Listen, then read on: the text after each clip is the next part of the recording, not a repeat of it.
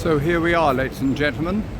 It's just gone 3 o'clock and it's a lovely sunny afternoon in London on the 2nd of February 2025. Because it's a nice bright sunny afternoon, I thought I would take the opportunity of coming out to central London to have a look at the various places of interest that people can see.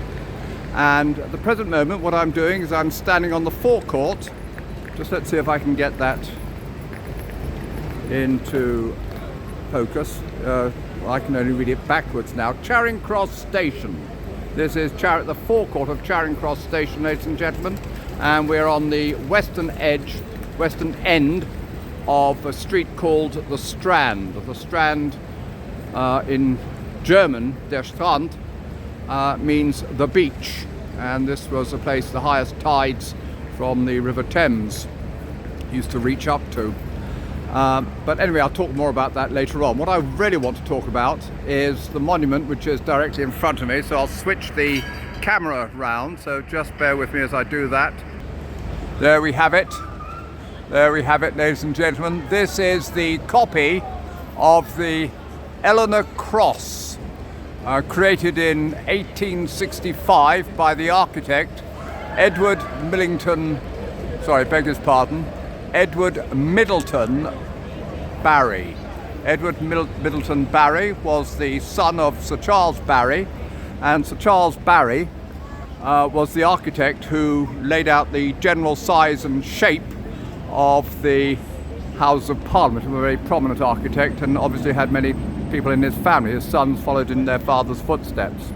But this, I say, is this marvellous piece of work, which is rather difficult to actually take it all in, but it is a copy of the Eleanor Cross, which used to stand on the site of, the site of Charing Cross, which is now marked by a statue of King Charles II. And I'll deal with all that in the next video, but for the time being we're here, and it's just worth having a look at this structure, and you can see right at the top various kings, King Edward and Queen Eleanor, who was his bride. These people lived in the 13th century, that's the 1200s, and King Edward the First was what we call one of the Plantagenet kings, and he came to the throne in 1272 and he reigned until 1307. And when he was 15 years old, this is sort of going back before this time, obviously before he came to the throne, he married Eleanor of Castile, a Spanish princess. She was calling herself the Infanta of Castile, and they were married in an abbey near the town of Burgos in northern Spain. And then she came to England, and she was very, very popular, and people couldn't get their heads round or their tongues round this expression, Infanta of Castile. So what they did instead is they referred to her Fontaine Castle. But she was very popular, and for that reason you had a number of pubs and taverns and inns called the Elephant and Castle, and one of these was in a village called Newington Butts, which is about a mile further to the south of London Bridge. Anyway, King Edward the First and his considered one of the greater kings of England. Not very popular in Wales, not very popular in Scotland. He was the man who effectively incorporated what was then the Principality of Wales into the Kingdom of England. And you had a Prince of Wales at that time, a man called Llewellyn, who fought the English for their independence and was ultimately defeated, and Wales was then incorporated into the Kingdom of England in the year 1284 by the Statute of Rhuddlan. And then, having conquered Wales, Edward went on to incorporate Scotland into his kingdom, and he had a lot more trouble doing that. There was the great Scottish patriot, Sir William Wallace, who did everything he can to resist him. So if ever you've seen a film called Braveheart featuring Mel Gibson, that was Sir William Wallace. Eventually, Sir William Wallace was betrayed by his own countrymen. He was brought down to London. He was put on trial on a charge of treason, and then he was sentenced to be hanged, drawn and quartered at Smithfield, and that was in 1305. But the less bloodier aspects of King Edward I's reign was that he was the first man to inaugurate the Model Parliament of 1295, and I'll talk more about that down outside the Houses of Parliament. And he also reorganised the legal system, so he had the Bench of Common Pleas, the King's Bench, and the Bench of the Exchequer, and that lasted for several hundred years. It was all reorganised again by the Victorians, but it stood us in good stead for several hundreds of years. So that is King Edward I. And anyway, the story behind this structure again, which I will show you. Well, perhaps if I just step back, I think you'll get a better view, but I just want to be careful I don't get knocked down by a taxi, because you get taxis coming in and out of this place all the time.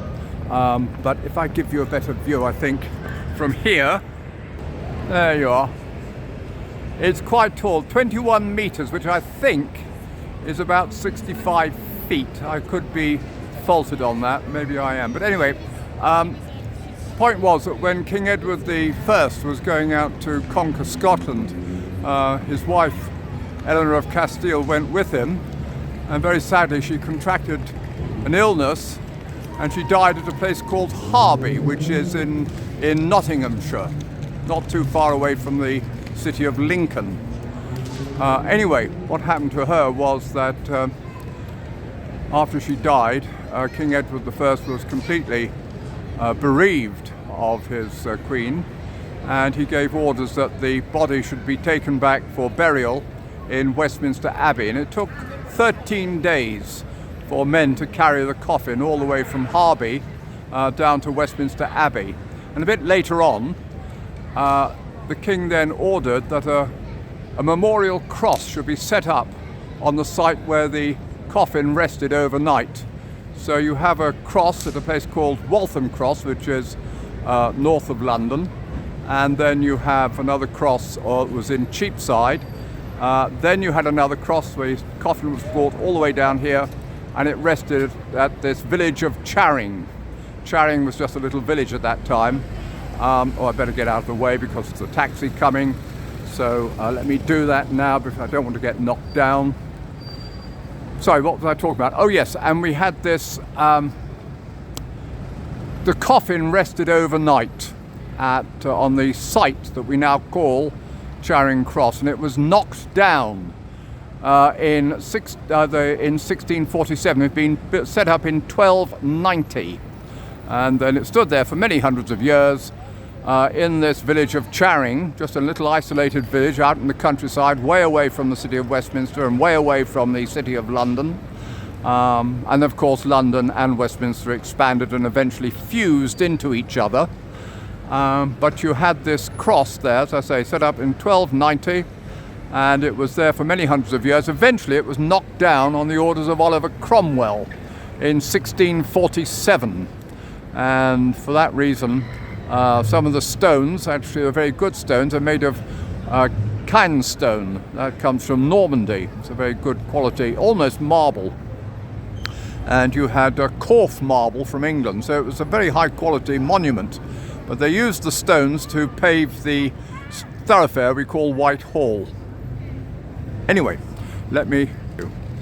so here we are, ladies and gentlemen, and this is what I thought I'd start off with in the centre of London, the heart of London, and I want to take you on a tour and show you all the many extraordinary sights and attractions of this extraordinary city, which I've lived in pretty well ever since I was born 75 years ago. And of course it's changed a great deal in that time, but a great deal remains the same.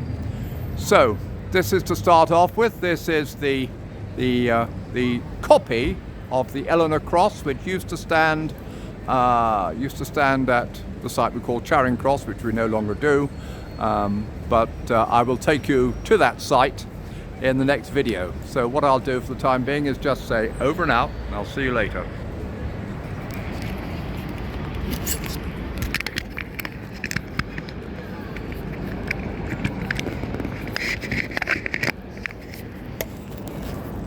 This is good. Over and out, and I'll see you later. Ah.